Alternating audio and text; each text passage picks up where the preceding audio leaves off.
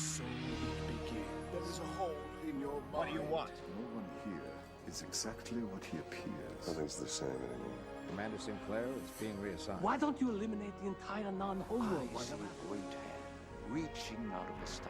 Who are you? President Clark has signed a decree today declaring These martial orders law. have forced us to declare independence. Let's let people get off their encounter-suited butts and do something. You are the one who was. To Zahadu, who will die. Why are you here? Do you have anything worth living for? Think of my beautiful city. Giants in the playground. Get the hell out of our galaxy! We are here to place President Clark under arrest.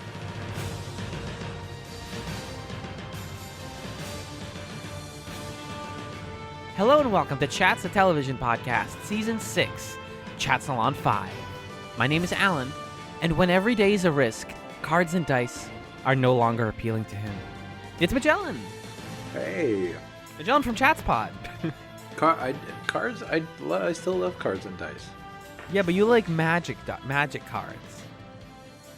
Huh? Like Magic the Gathering cards? Yeah, no, magic, like doing magic tricks with cards. Oh yeah, sure. Do you want to get into Magic the Gathering, pal?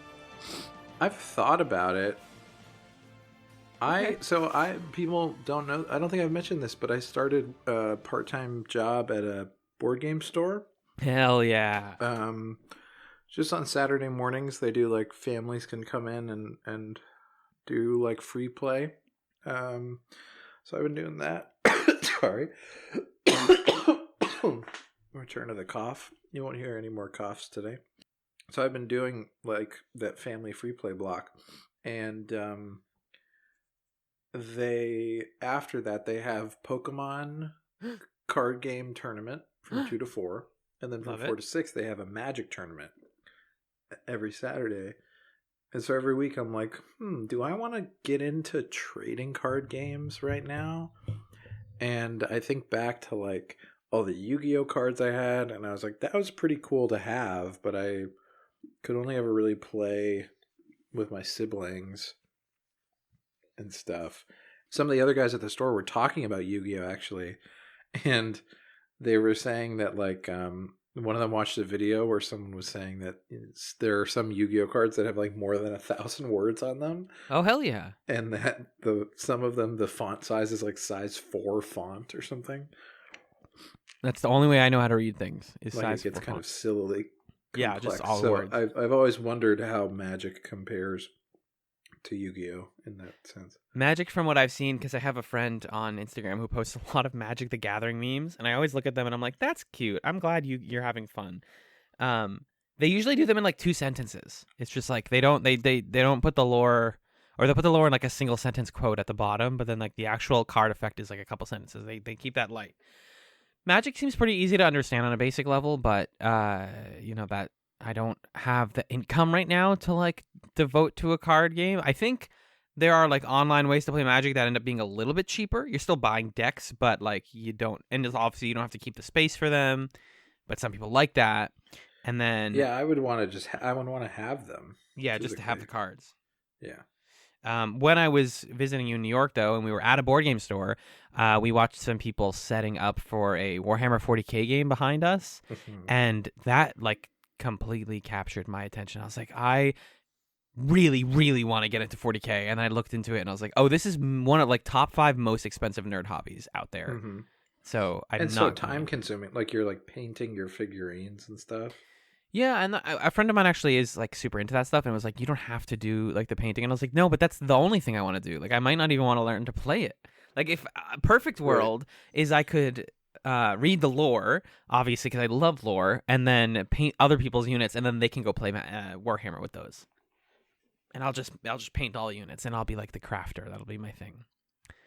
But Magellan, I am here to craft a television podcast with you. Let's do it. This week we watched 2 more episodes of Babylon 5. We watched Season 5, Episode 15, Darkness Ascending, and we also watched Season 5, Episode 16, And All My Dreams Torn Asunder. First, we're going to discuss Darkness Ascending, which was written by J. Michael Straczynski. It was directed by Janet Greek. It aired June 3rd, 1998, and it takes place from July 23rd to the 30th of 2262. John, what happened in Darkness Ascending?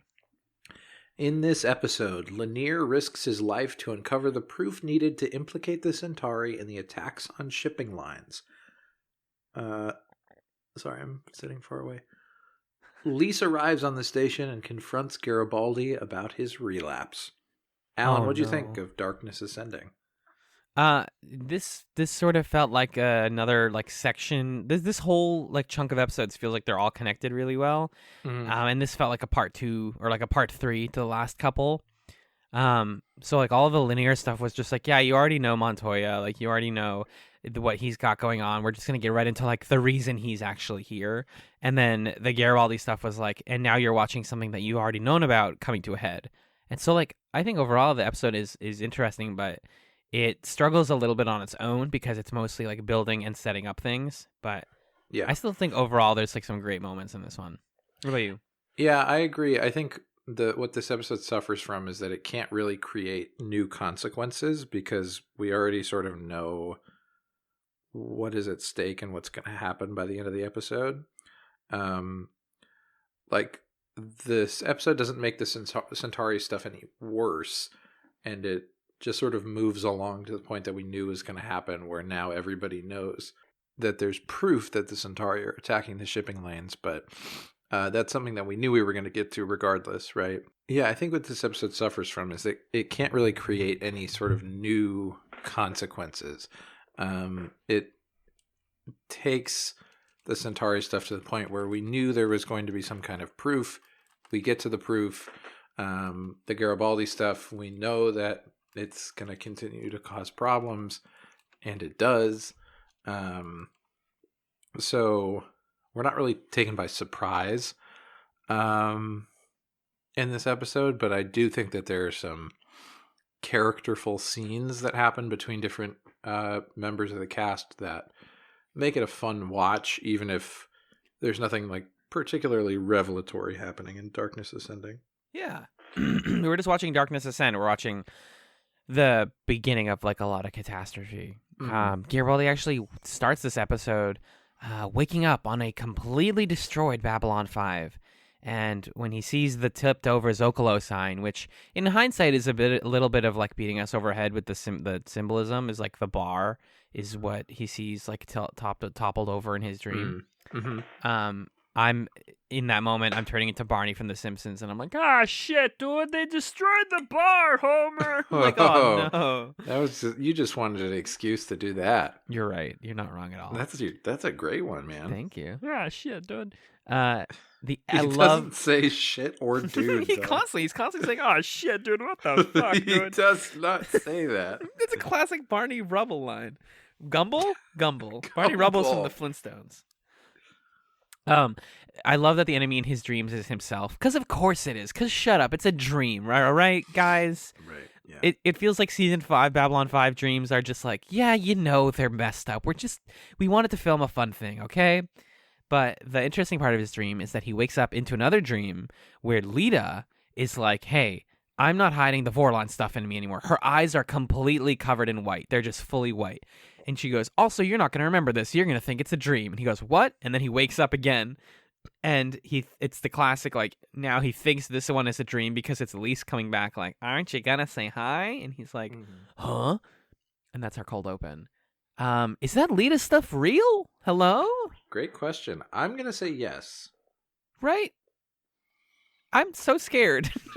Yeah, I'm going to say yes because it makes Lita so much scarier and more interesting, yeah. Yeah, and it's almost as scary as them like dropping the Telepath logo in the theme song, and you don't even notice it unless you're watching it. But that's not exactly subtle. It's just like I didn't look at the screen. Him and Lise are chatting for a bit, talking about old times and why he doesn't talk to her. They have some chemistry, I think, just like by sheer will of like seeing them together a lot. I've kind of come to like them together, but it's like the actress who plays Lise is like okay. And Jerry Doyle. That was really my negative of this whole Lise plot, is that it kind of isn't written great, and then she just feels really wooden throughout the whole thing. It's more to me that it's more to me that Zach Allen has so much more past with, and I don't just mean to be the queer person on the podcast, but like the Garibaldi Zach chemistry feels a lot more lived in and like understood by everyone involved than the least Garibaldi chemistry. Yeah, that's true. That's you true. know, it's just like they understand each other's faults, whereas with him, it's just like we don't know that much about Lise. We don't know what her faults are or what she found attractive about him. We just know that he left her and like gave her a key because he was like, "I'll be back." Like she's the neglected wife is her entire character. Mm-hmm. So it doesn't help with that, but then also it's just like the performance is good, not great. Lanier calls to Len, and in just a very dark moment, it's just like, "Hey, everyone's dead. Like people are just dying out here. The Mercury warships are like all gone, and like a lot of people are dying, and we can't not figure out the Centauri stuff." So they that's now set into motion. Lita is talking to Jakar, or she says she's going to call Jakar. She calls him. She actually speaks to him later, but this is her asking for more telepaths on if she can put more telepaths on different ships. Mm-hmm. And then I just love that everyone is the person that she's speaking to is like, if they're not with Psycor, then we can't pay their insurance. I'm like, fuck. Like, insurance problems plague even telepaths on Babylon, on the show Babylon 5. We get a brief character moment. This is just a lot of like short scenes. We get a good character moment of Veer and Londo. And also, Magellan, feel free to cut me off if you want to say something about one of these scenes. But yeah, sorry. Wait, can we backtrack? Yeah, certainly. Oh yeah. Just with the Lita, the insurance scene, it reminded me that this actually isn't the first time that insurance has been like frustrating for Lita. Right. Because she tried to work for somebody before and insurance was an issue, which is why she like sold her body to work for Psycor again. Right. I think just economic and like financial trouble in general is what is one of like the most relatable things about Lita's storyline. Yeah. But it just keeps coming back in interesting ways. Can we just talk about all of Lita's storyline here? Sure, yeah. It's only this and like the other scene, so yeah, why not? Yeah, so she goes to talk to Jakar. I found this really amusing. Yeah. Because she tries to go through the corporate angle. It doesn't work. And what she's trying to accomplish is she wants to find a homeworld for telepaths. Yeah. And then she goes through Jakar and she says, "Hey, remember that deal from like back in, I don't even remember when that was." I think it was like seriously the first episode of the show. Oh, yeah. Was it in the pilot movie? I don't know if it was. No, because wasn't she not in the movie? Oh no, she was. She was, and then she wasn't. Then she was gone for a while. It was either that or Midnight in the Firing Line then. Yeah. But yeah, it's like as early as I think it seriously was in The Gathering. The Gathering, yeah. Wow, that's cool, right? That's very cool. And they acknowledge this because she's like, we haven't because the great chemistry of Jakar is that he just works with everyone, and like he's like, yeah, we don't talk. Like you've been on the ship and we like never hang out with each other. Why don't we do that? And he's like, yeah, I guess, we should probably talk more. And then remembering that they totally did back in the day, like a long time ago. Mm-hmm. Yeah, so she's like, remember that deal? Yeah, I'll give you some of my genetic material in exchange for you helping me, like giving me a bunch of money and helping me find a planet. And my favorite part of this is like horny Jakar just comes out of nowhere. You forget very easily that he is super, super lecherous. Yeah. Which is a little gross. It's kind of a knock against Jakar. But also, Andreas Katsoulis plays it it's so funny the way he plays it. Because he's like, yeah, the deal was like you'd give us some genetic material, and then he whispers and he's like, or directly mating with one of us. Lita's like, what? What are you? What was that? Oh, nothing. And then she's like, I want to take you up on that deal. And he's like, which part of it? Is it the part where we fuck? Because that's what I want to do. He's allowed to be horny. I mean, we've it's funny because we have like literally been like, we don't want horny Jakar, but I think Jakar putting his eye in on like Sheridan. No, that's different. It's completely different. Completely different. That's like creepy. But like, a little like raunchy, I'm into it. Yeah, he's allowed to reflect his age, you know. I think the other line that's great there is when they're talking about the breeding, and then she's like, "Yeah, I'll do it." And I think I believe this is her saying this, but he's like, "What do you want for it? Like, what do you want for it to be able to like breed with the Narn?" And she's like, "We need a lot of money. We need like a ton of money because you're like basically founding a new colony. We need a ton of starships. We need like military and privacy." And he's like, why privacy? And she says, "This is about as internal of an affair as I can think of." And I'm like, oh, gross, yucky, no. Again, sex in Babylon 5 mixed like oil and water. They just feel like they do not fit Well, and together. then the grossest part, not gross, but like the most extreme example of that is when she's leaving. And earlier in the scene, Jakar's like, "We never figured out what your pleasure threshold is." Oh my god. And then Lita's leaving, and she's like, "By the way, Jakar, I recently found out that I don't have a pleasure threshold. Yeah. Because Byron loved me up real good. Real good. He did nasty things to me. It was infinite loving what we had." Ugh. Barf. So think about that, big boy. Wink. Wink walks out of the door. It's like cartoon. Like it was kind of a weird flip because she had not been leaning into the sultry, seductive part of it at all. And then she catches on like right as she's leaving. Oh, Jakar's really wanting to bone down with me. Maybe I can use that to my advantage. As she has one foot out in the door, she has that realization.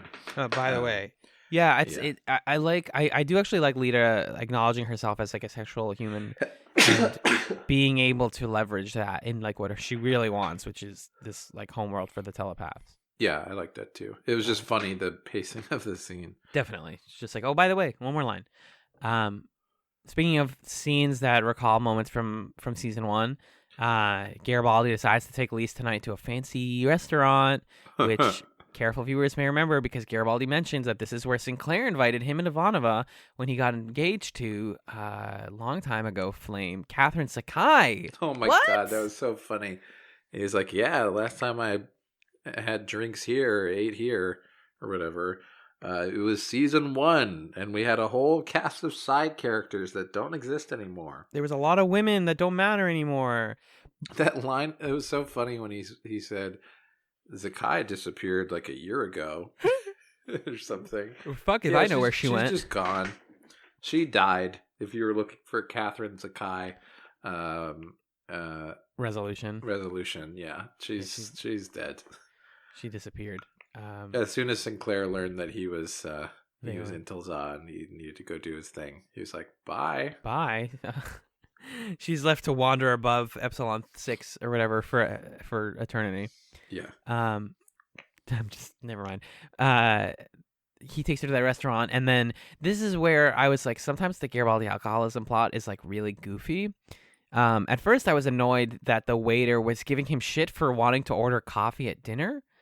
I was like, what the heck? This is so unrealistic because he promises Lise that he won't have a single drink while she's there. She's like, "You don't have control of yourself," because she finds his booze in the previous scene. His booze. And he's like, "I'm totally in control of it. I'm the one making my own destruction." You know, he gets into this later, but he's like, I control it. It's not a problem. And she's like, "If it's not a problem, then you can't drink at all. You have to go complete sober while I'm here." And he's like, "Fine, sounds good." Takes her dinner. She's like, "Oh, I'll have some wine. Make sure it's red." Which dumb, but that's not how you order wine. You should just get the wine you want because they tell you what kind of wine it is. Yeah. But they're like, "And anything for you to drink?" And he's like, "Yeah, just coffee." And he's like, "Yeah, for sure, for dessert. But like, what about to drink?" And he's like, "Yeah, coffee." And the guy's like, "Do you know how drinking works?" Like, "Unfortunately, I do. Get me some fucking coffee." What I didn't realize was that later the waiter and Garibaldi were sending signals that like, "Yep, you have my stash of booze. When I get up to leave and ask for this thing, you are going to give me my flask, and then I'm going to give back to you, and we're going to have a little secret drinky situation." No, it wasn't quite that coordinated.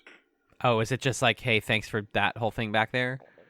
No, the waiter really was like an asshole. And Perfect. Then Garibaldi took his coffee outside, took his flask out, and put booze in it. And the waiter came up and was like, "Oh, you wanted the coffee.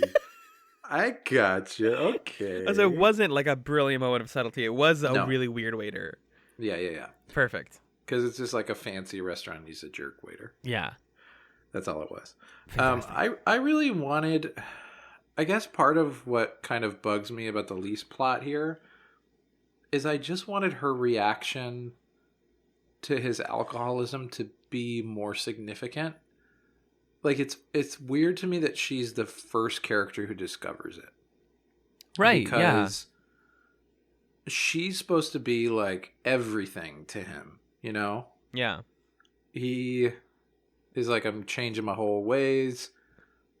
Like, I don't know, just the way it felt at the end of season 4 was like Garibaldi's finally with her and has found something that matters to him that he can, like, I don't know, that he can live with, and he can leave behind the sort of weird soldier complex that he's had for forever. And so for her to show up and for him to be like, why are you here? Leave me alone. And then she's like, you don't return my calls, even though we like are in love forever and ever. I just think I wanted her reaction to be more grounded and real, and like for her to say to him, listen, dude, you drinking was like a big part of what ruined us before. Yeah. It's like one of the main reasons. It's what got you stuck on Babylon 5 with no chance to leave too. Like there's a lot of reasons that your alcohol has like led to where your life is right now. Alcoholism rather. So I don't know. And then they start to talk at dinner about how she's like, well, you're going to come back to Mars and you're going to leave Babylon 5. And he's like, oh, the steak looks really nice tonight or whatever. He's like, oh, they make a fake steak out of something. Uh-huh. And she gets mad. Oh, you didn't tell him yet. And again, that's a moment where like you could have opted for this like really genuine conversation between the two of them. And instead, Lisa's written as like, ugh, get me a glass of wine. Yeah. Like, this might be a spicy take, but I want to see what you think about it. Spice it up. Ordering alcohol at dinner with an alcohol, like a recovering alcoholic, probably a bad move. Yeah, that's the one thing that makes this more interesting. I didn't even catch it when I was watching the scene. But the fact that she orders alcohol is clearly a targeted, like, fuck you jab at Garibaldi. Or just like if you really think you can control yourself, then you should be okay, like seeing me being able to do it. Yeah. And then him just having the flask is like, oh, he's not controlling it. He's in fact doing the opposite. He's letting it control him. Yeah. But yeah, I think the Lee stuff ultimately, this is like the plot that was most affected by the weird way that this season has come about. Is it really did feel like he had a conclusion with her. We saw them sit in bed together. They were like okay, and now they're suddenly not okay, as if we undid a season's worth of development. Like it just feels and their relationship specifically feels weird. And I think it's it's totally normal for them to have problems, and I think it makes sense for Garibaldi's character for like the way that the Bester stuff is affecting him is that he's going to return to drinking and all that. Yeah. It bugs me that the way that their sort of disagreement manifests is like a very kind of stock sort of thing, you know? Yeah. Because like we're saying, they're supposed to have such a rich history with each other. They're supposed to have gone through these problems before, and I want for them to acknowledge like the cycle that they're in, I guess. Right. So that ends up making this plot line feel a little bit strange and off, but we know it to progress. Since we watched the 2 episodes, that's going places. And where does the Lise plot like conclude? Does she just like leave again? Oh, yes. She, once we realize that like shit is about to go down, she is back at his quarters and it's like, I planned us a nice evening. We're gonna watch Netflix. We're gonna finish Game of Thrones, and then we're gonna like jerk off separately, and it'll be really cute. And then he's like, you need to go. And he's like, oh man, something bad happens every time I go to that stupid restaurant. And any day now, we're going to be at war with the Centauri. You gotta go. That's how the episode actually ends. So he basically kicks Lisa off of Babylon 5, being like, there's no more plot or necessity for you. You gotta get out of here. Zach will take over for making me feel bad. But yeah, it's okay. Meanwhile, Lanier is leaving his post to go do that spy mission. He's assigned to spy on the Centauri, which causes some friction between Sheridan and Delenn. I was fascinated by this scene where Sheridan is like getting really angry. He thinks he's about to get really angry at Delenn for making this order to send Lanier out. He like gets ready to start shouting, and then she's like, "No, dude, you're totally right. That was very irresponsible of me to set Lanier out on that mission." He's like, "Hold on, no." Delenn, he says, I was working up a good mad all day. Don't undercut this. Like, yeah. I've totally been that person before too, where you're like, oh my God, I'm gonna have such a fire argument. She's never gonna be able to stop. And then she's like, I'm sorry. And you're like, damn it. But I'm also wrong. Like, she doesn't actually admit that she was wrong, because she's like, you're she's right. Just like, it was bad. She's like, you're right, but also I'm right. More right than you. Yeah, she flips that argument because she's like, actually, you're right. It's irresponsible, but why? Like, that's why I did it, like, or whatever. You know, she just kind of like it completely flips the argument on him, and it's like, why didn't you send him? Because you can't send him. Yeah, I don't know. Like this really bugged me. Their whole, because it just, because Delenn's not apologizing, right? She's not being honest. She like has a crush on Lanier. Right. And she thinks that her judgment is totally crystal clear, and that she's making decisions for the right reason. And it's like, there's no partnership here. And Sheridan is doing the same thing. Like, I thought for sure Delenn was going to bring up, I thought for sure she was like, yeah, you're right that I shouldn't have like sent my friend out there. But then I'm right that you shouldn't have brought in your ex-wife to be the captain of Babylon 5. Why does nobody talk about Lockley? When she's not on screen, she literally doesn't exist on the show. She is his ex-wife. Yeah. It's so bonkers. But she doesn't mention that. Instead, she's just like, did you not assign Lanier because he's friends with me? Because I assigned him, and I know what I'm doing, and you're wrong. And he's like, okay. And it's this very like depowering moment for Sheridan. That. But it's also what's so frustrating about it is like, really, there are no other Rangers who could do it? He's the most experienced. No, he's not, though. But he's like maybe one of the most experienced dudes, but as a Ranger, he's not that experienced. Well, she also trusts him the most. Yeah, but that trust isn't something that she can necessarily like objectively rely upon. True. I just don't think that she's like as absolutely in the right as she's presenting herself, and that's really frustrating to me. The part of this plot that I enjoyed a lot more, because again, Sheridan and Delenn, just relationship problems always doesn't feel right. But Lanier's their arguments were they were like too real. I was getting really stressed out. Yeah. Lanier, meanwhile, is like busy solving a really interesting space mystery, where he's just like, I'm gonna like let myself drift for a while, and I'm gonna steal this ship from the White Star, and I'm gonna like go into hyperspace and find this like Brakiri ship being attacked, and I'm gonna like latch on to whatever leaves hyperspace, and we'll see what it is. And he does that, and he realizes that it's a Centauri ship, and he's like, ooh. He gets enough air just to get out of there and sees a whole Centauri base. That is where they were going, and he's like, oh, I figured it out. The Centauri have been responsible for these little attacks that, like, I'll give them credit for. They've kind of been like subtly mentioning throughout the season. Mm-hmm. They haven't made a big deal about like, there are attacks, they are this.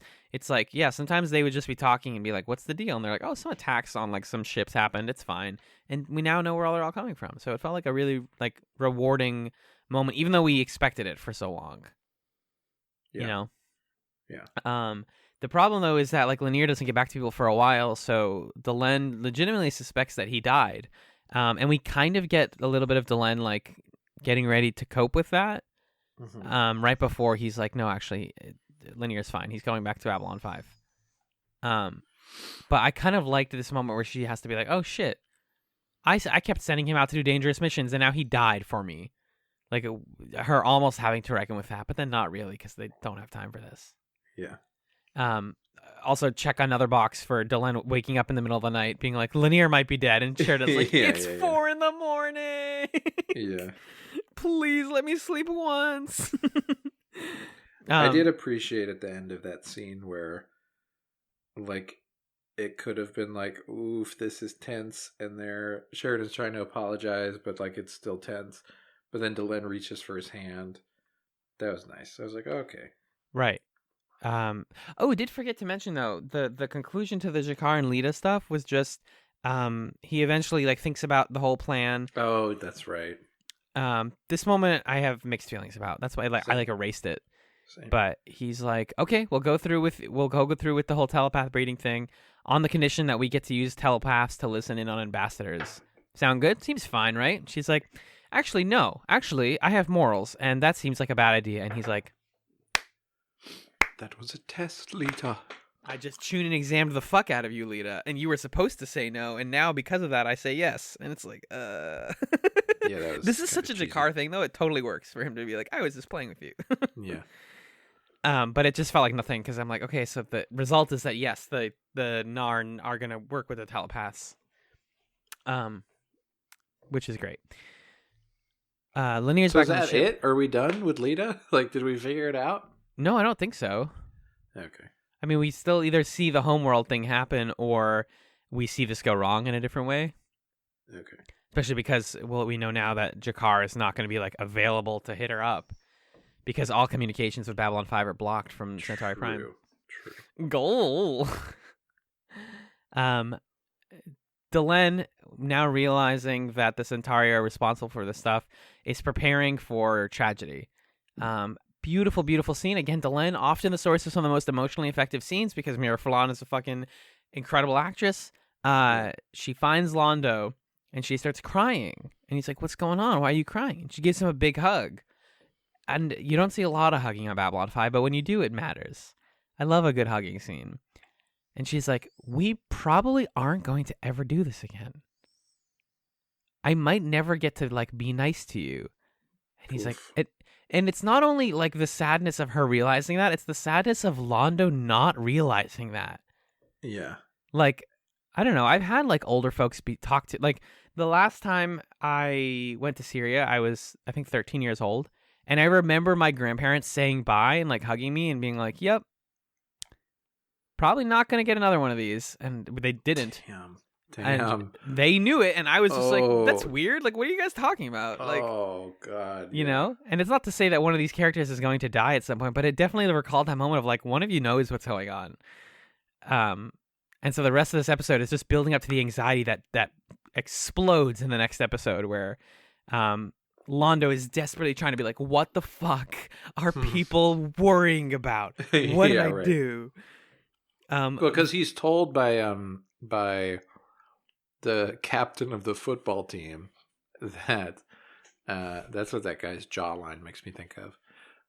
He's told like, hey, Londo, they're going to try to frame us, so watch out. And Londo's like, no, they're not. That would be stupid.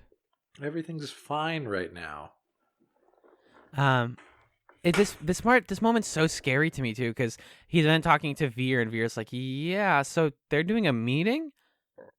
Yeah, they're doing a meeting and you're not invited. And then they see Franklin and Garibaldi talking to each other and kind of like looking over at Londo like, no, not him though. And then they leave, and you're left with Londo and Veer being like, what did we fucking do? Like, what's the... Yeah. It's so like sad and scary, and you know, I can feel that moment like it's happening into my own family. It's so good. Mm-hmm. Yeah.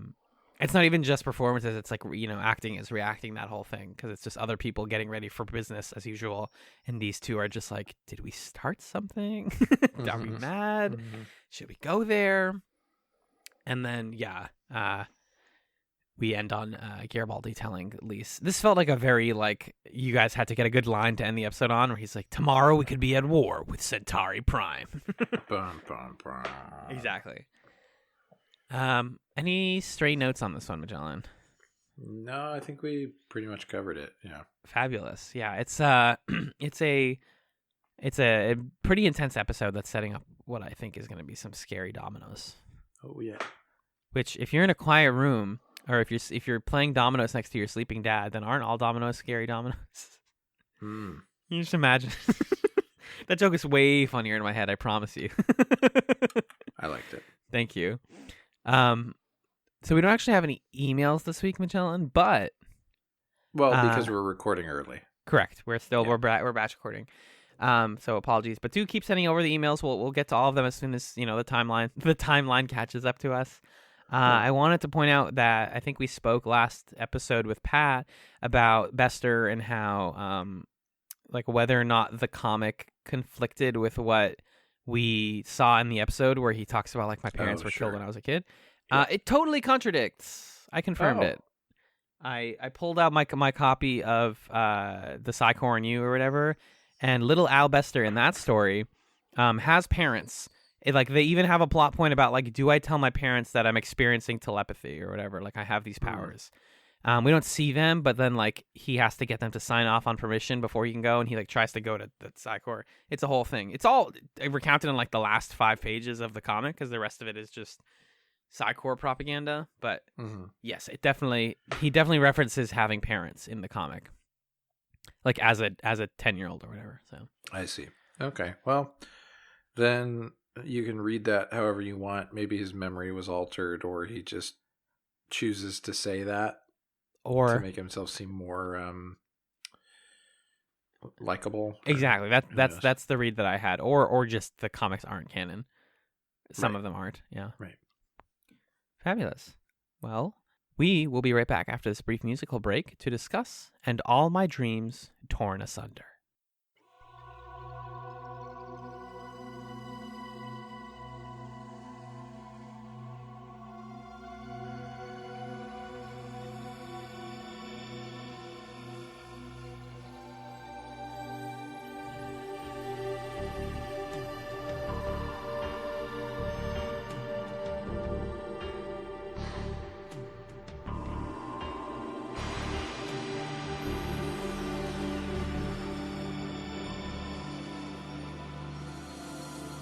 Welcome back to Chatzylon 5. The second episode we watched this week was Season 5, Episode 16, And All My Dreams Torn Asunder. It was written by JMS, directed by GG, which stands for Goran Gajic. It aired JTN, which stands for June 10th, 1998, and it takes place from JT... I can't do it. Thumpa Wump to Ongo Songo. It takes place from July 31st to August 6th of 2262. Alan, welcome back, my friend. Thanks. I came back from the break time void, and I'm here to eat snacks and tell stories. And you still have your snacks with you, too. And I'm all out of snacks. Yeah. And it seems like you brought a friend with you from the break time void. I did. The great void known as Australia, Magellan. Now, folks, the thing about losing one eye is that it makes you look deeply into the eyes of another. I found in his all the things I will ever require in this life or in any other. Welcome, Ryan, from the Spin Polish podcast to the show. Ahoy, hoy. How are you? Good eye. I'm sorry, I have to do it every time. I can't not be a parody of an Australian. Yeah, good day. I'm excited. That's actually a big Australian quote, actually, from... a TV personality that's really, really dead by now called Big Kev because he was big and he sold, I don't know, cleaning products, and his catchphrase was, I'm excited, in the most Aussie drone you could do. Aww. So yes, it's a pleasure to be back talking B5 with you gentlemen. Yeah, it's a pleasure to have you back. And yeah, it's a pleasure. I'm excited. We're going to be talking good in season 5.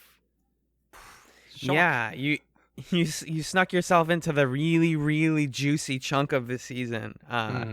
As soon as I realized that this was going to be an episode where Londo just is stressed, I was like, yes, I have figured out what Ryan found in this, that they chose to be in it, or chose to guest on this one. Oh, yeah. I mean, last time I chose because Londo was a good guy in a courtroom, and this time it's the whole episode is Londo being ridiculed in a courtroom. I mean, this is what my jam is.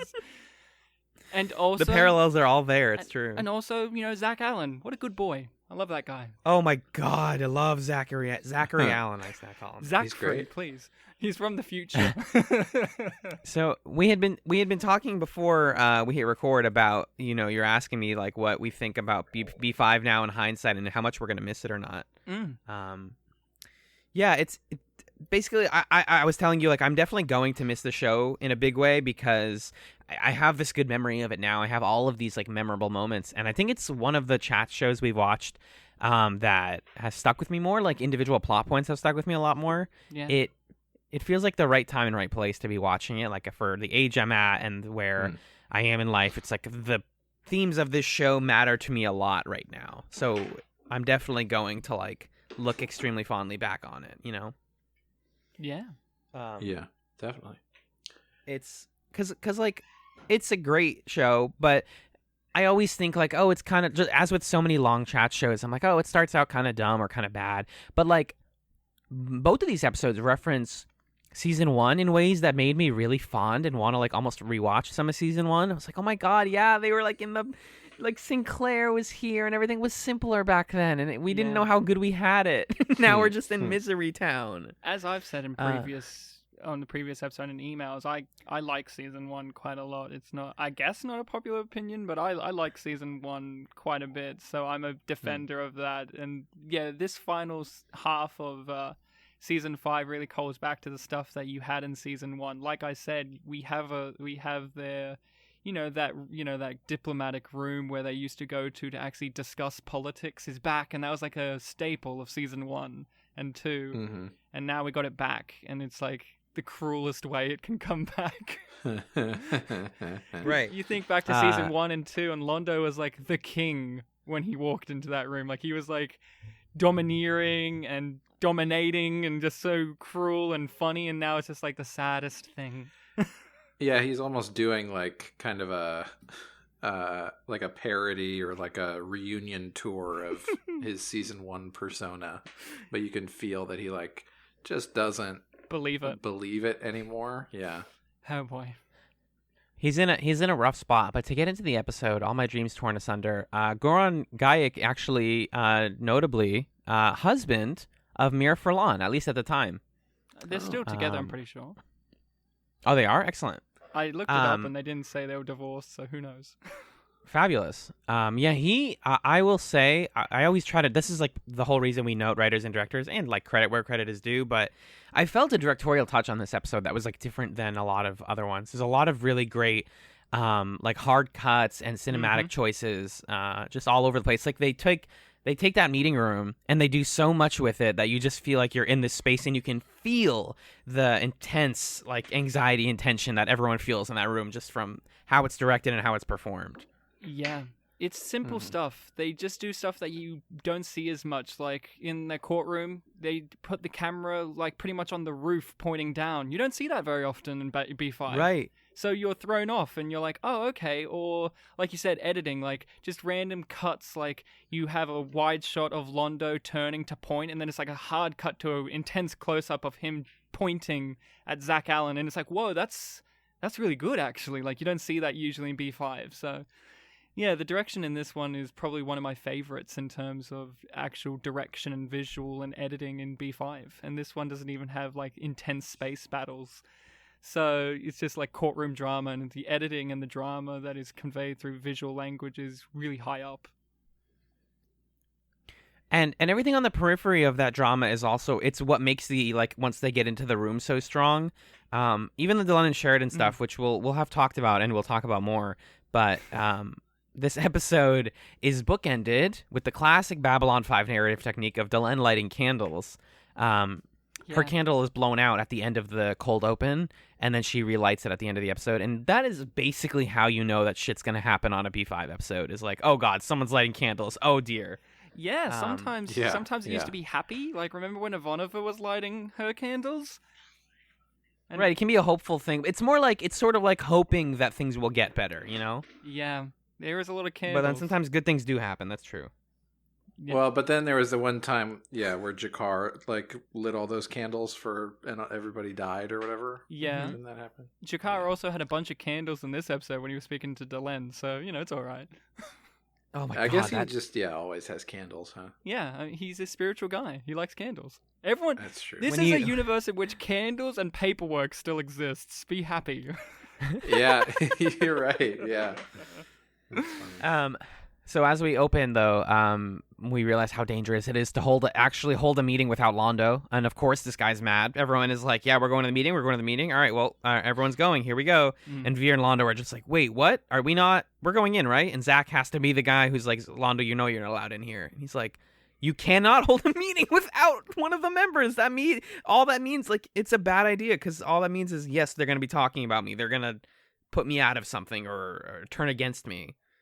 So Londo is so rightfully riddled with frustration here. This is probably my favorite scene of the episode, by the way. I love that interaction between not just Londo and Zach Allen, but Via as well. Via's there too. And I just love, Londo, you're used to him being like a blowhard, and usually when he kind of comes in with this gusto of like, I deserve this and you owe me this and blah, blah, blah, usually you feel like he's speaking out of his ass. And you kind of just go, oh, Londo. But in this moment, you do feel for him, and you do wish that he could get through and defend himself and stuff. And it's just not going to happen. Right. So it's a great scene. I love it. I just love the fact that in this show, all three characters, when we first met them, were silly, fun characters. And now we're in the final season, and they're like really serious, and it still works. Like, remember season 1 Via, where he was left playing a little video game console thing, like his little Game Boy?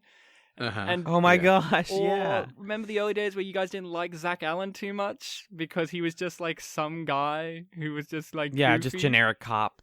Well, yeah, we were still very much on Team Lou Welch at the time. We all love I'm Lou. still on Team Welch. We all love Lou Welch, but I like... You can't not. I like the fact that now we got Zach Allen here, and he's being like this serious guy, like he's having to face up to being the chief of security and having to actually be a main player in the story. And at the beginning, he was just like some dude who was just like, Sheridan, if I was Winston Churchill, I don't know if I could make that decision. And then the show's like, hey, what happens if we make Zach Allen make hard decisions? That's his character. It turns out he's like, man, these are hard decisions. Yeah. And the thing I think that makes Zach a better security officer than Garibaldi in a lot of ways is he has that personal touch when he talks to people about hey, you know me, it's me, Zach Allen, and I'm here to talk to you like you're a person. I'm not here to talk to you like I'm just a cop. But he also knows where to draw that line and be like, Londo, you're not coming through the door or we're going to shoot you. Yeah, well, I think what's charming about Zach is that he doesn't like having authority. Right. Yeah. Like Garibaldi kind of loved it. Enjoys being a tough guy, but I don't really think that Zach Allen particularly relishes being the boss. He just does it. It's just he just knows that somebody has to do it. It's his job. I think what makes this interaction here very tragic too is it's just you got Londo storms off. He's like, fine, whatever, and then you just got Via left there as he always is. And usually in scenes like this, Via would make a comedic statement or kind of just quickly follow Londo. But in this moment, he's just like, how could it get any worse? And you kind of remember, oh yeah, Via is a Centauri too. This affects him as well. As just Londo, oh yeah, Via, poor Via. This whole his race getting screwed over. That's going to affect him too, and that's kind of upsetting because we all like Via. And he says, worse than what? And it's like, oh yeah, there it is. Yeah. He's acknowledging the awful state of things while also being like, you guys are not working to fix it. You're only going to make it worse. This is honestly like watching a slow motion train wreck. This episode, it's so I was engaged through every single second of it. Yeah, the thing that struck me with that scene with Veer and Zach interacting is I had the thought of oh damn, all of these people are friends with each other. Yeah. Every single high-ranking diplomat and security official and whatever, they're all best buds. Yeah. And the part from the last episode where Delenn just gives Londo a big hug. Yeah. It's man. They all that's why That's why the season 1 comparisons they hit so hard. Is you're like, there was a simpler time where we were worrying about like bad viruses on the ship, you know? Yeah. And now we're all pointing guns at each other. Just to point out how much this episode relates to season 1.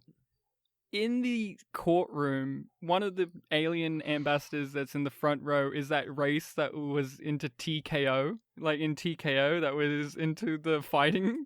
like that's how silly this show. That's how wonderfully silly this show can be. You have a serious courtroom scene, then you see an alien in the background. You're like, oh yeah, they were fighting about colors a few seasons ago.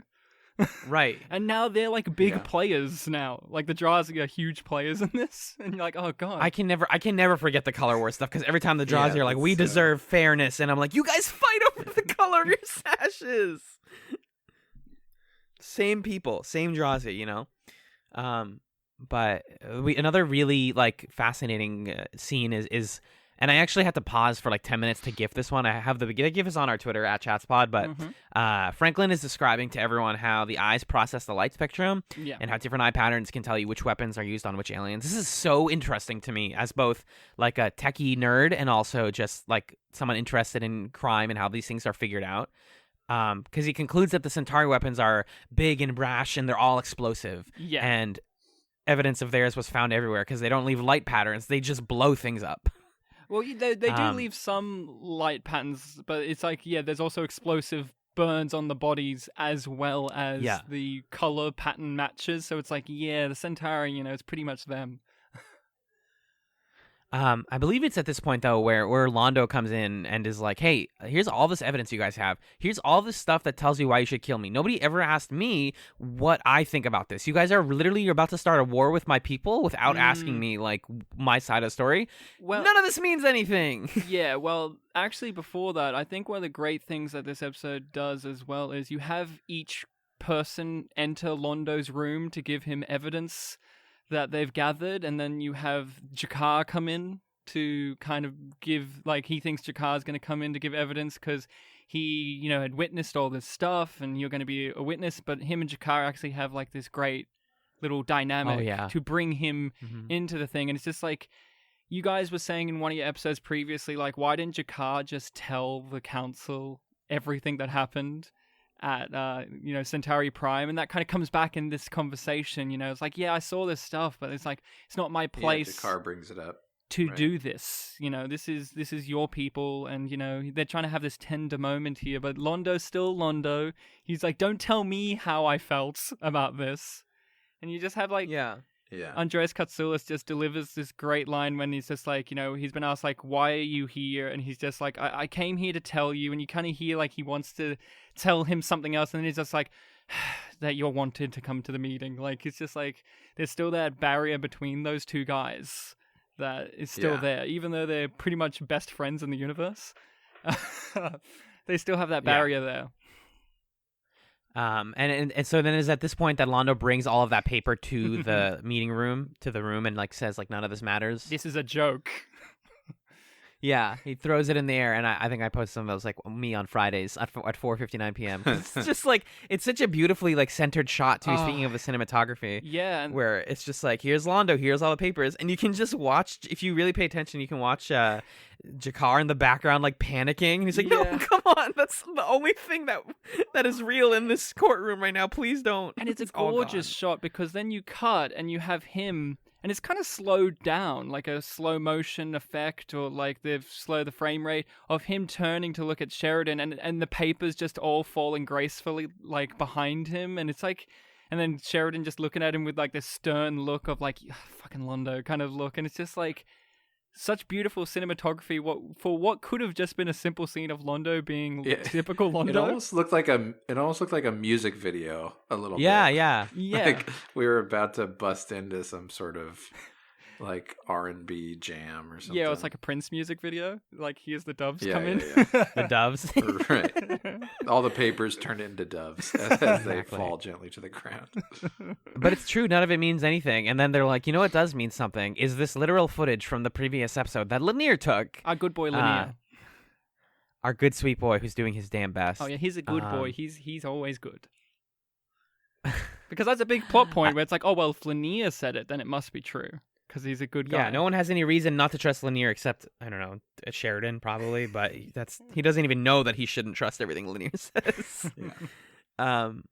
So he shows them that footage, and then you're just you spend basically the rest, like I said, the rest of this episode watching Londo collapse. Because him and Veer go back to their quarters, and he's like, all we need is Homeworld to tell us things are okay. Like, you know, they're gonna see this footage, and it's gonna be totally fine. And we get this again fantastic cinematography. He's called by one of the ministers, and the man calls it, quote, the most clever fraud he's ever seen. Yeah. And they take this opportunity to be like, actually, what most likely happened is that the Narn commandeered our ships and then used them and filmed it so that we would look like bad guys. Yeah, or knew that Lanier would be in sight and like coerced him to come to witness it, because who's a better credibility source than a ranger? It's all absurd. This is where I put on my film class brain, because they filmed this conversation with like Londo Veer. Londo and Veer are staring directly into camera. Like, we've seen probably tens, if not like 100 video conversations on Babylon 5 now. And usually the way it's filmed is like behind the back of the viewer, and you can see the screen that they're looking at to sort of highlight that, like, I am paying attention to you. But this is like, no, you don't need to see the minister because you already know he's lying. What you need to see is that Londo and Veer just want you to believe them. Like, just please tell me this isn't real. Yeah, and also you don't even necessarily know for a fact that specific minister is necessarily a liar, or just carrying on the typical Centauri message that, you know, everything isn't our fault. Because even Londo is using that old Centauri rhetoric of, we never fire on civilians, blah blah blah, and then Veer's like, yeah, but what about everything we did to the Narn? And he's like, oh, but that was war, that's different, you know, that's completely other, we are not pirates. And it's just like, it's this, you know, this nationalistic rhetoric that goes through. So you can't even necessarily say that minister could even be necessarily lying out of militia. He could just be passing on the party word without knowing himself. It's hard to know if he's like in cahoots with the Drock, or if he's just dumb. Like, if he's just a big dumb guy. He is very smug. He is very smug. I would have loved to see his character played by Patrick Warburton, is that his name? Yeah. Hey, Peter. That guy? That guy. Just imagine him as this Centauri minister. I could see, if they did it today, that exact guy would be played by the guy who plays Littlefinger in Game of Thrones. Because they're both smug Irishmen, so it would work. Yeah.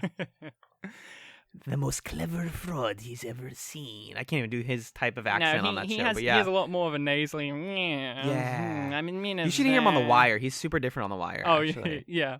Or but fantastic. Oh, I can't remember. Queer as Folk, the British version. He was like the main guy as well. Littlefinger. Oh yeah. But yeah. So it's at this moment that. Oh, sorry. Did you have something you wanted to say, Ryan? Oh, I was just saying, like Majon was saying, like, or you guys were saying with the cinematography of like how we see the different angles now, like, you know, as they're looking into camera.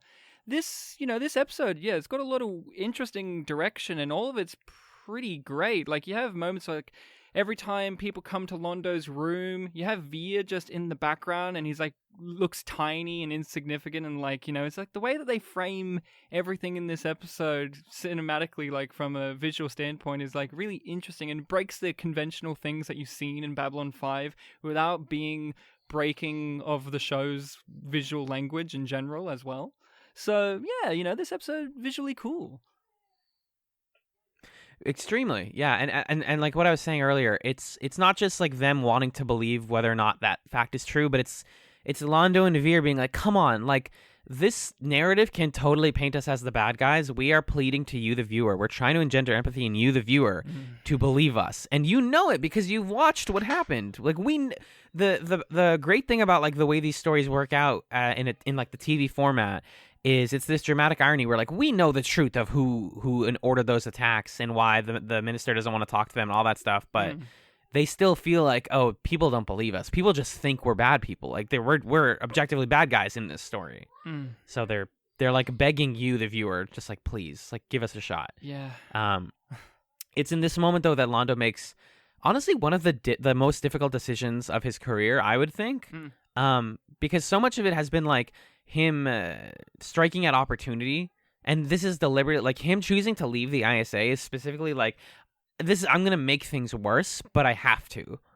You know, like I liked having that benefit, but you guys aren't going to give it to me anymore. And instead of having you strip me of my powers, I'm leaving.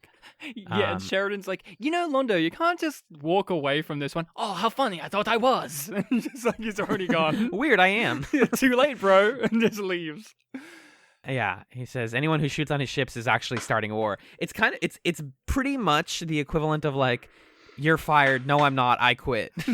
Yeah. You can't fire me. I quit. But already. it's also tragic because we know that this isn't Londo's choice. It's his government's choice, and he has to follow through on it. And then that means he has to leave Babylon 5 to find out what's actually going on. And he has to do that by going off Babylon 5 back to Centauri Prime. And as the episode states, you most likely won't come back here ever again if you do this. And he's just like, too late.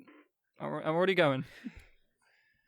And it's the series' like very mature realization that this is serious, like this is big time. Because when Franklin was like, "I guess I'm leaving," it's like that's a nice scene, but I know he's gonna be in the rest of the show, and I'm not bothered by it. But this is like legitimately, Londo's probably not coming back to B5 unless they figure this out sooner than later. So the rest of the next couple scenes are him and other people like legitimately discussing what it's gonna be like when he leaves. You have probably the most, for me at least, one of the most touching scenes in this episode. You have the Jakar and Delenn scene, which I want to talk about. Yeah, go ahead, guys. Jakar tells Delenn that he's actually leaving Babylon 5 with Londo because, I promised him I would defend him, and I promised him I would go to Centauri Prime with him if he did, and I'm doing that. And he's our own. He'll be our only hope to end this, basically, because he's the only good Centauri with power. Exactly. He's the only person who knows. He's the only person with like the moral fiber to not just like let this war happen. He has the facts.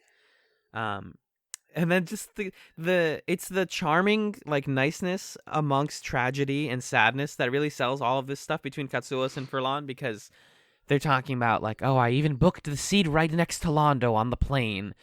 And then Delenn's like, he hates it when people talk to him on the plane. He's like, too bad.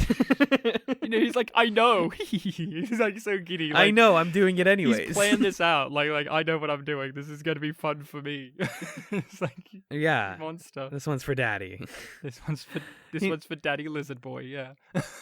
Exactly. And then she's like, you're probably going to be like you're the only Narn that's going to be on Centauri Prime, right? You're gonna be like one of the only Narn by yourself for a long time. Do you have anything you want to like tell me or give me? And the one thing he asks is, Delenn, can you please take the last chapters of my book? Because in those chapters, I relitigate everything I said when I was younger and stupider, and I need you to put that out there when people are going to be saying some shit. They're going to be talking foul on my name.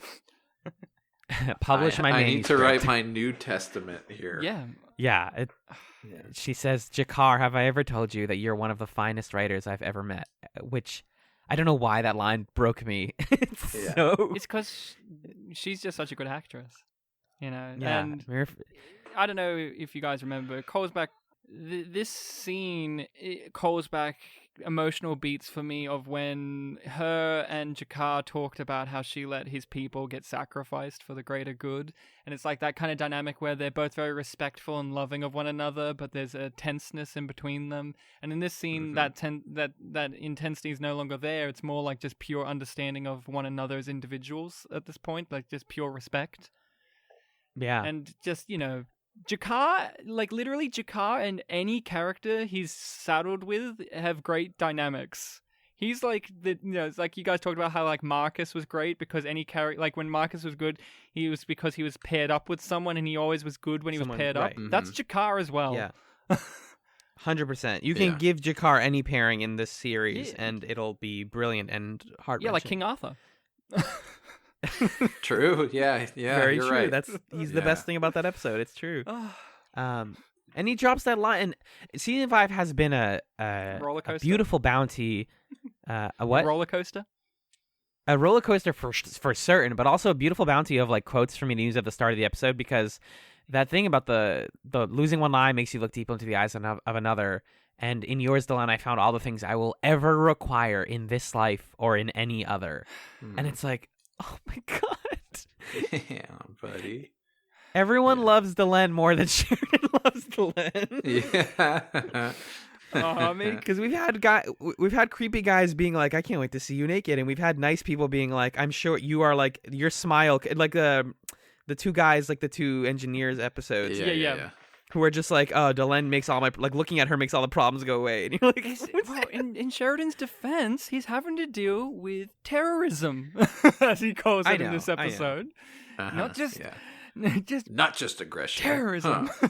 And you're like, oh, what a weird weak moment that was. That was so odd. That specific line, or when he just starts yelling about war. That specific. I mean, the yelling was just not great, but that specific line, I mean, I don't want to transition away from Jakar and Delenn so abruptly. Yeah. But something that I felt in that scene where Sheridan was yelling, like when he yells over the whole crowd and he's like, "I said that's enough," is that when you watch a TV show, you can never really get the full effect of volume difference in someone yelling, because they can't just like crank the volume on you. Bass boosted Sheridan. Yeah.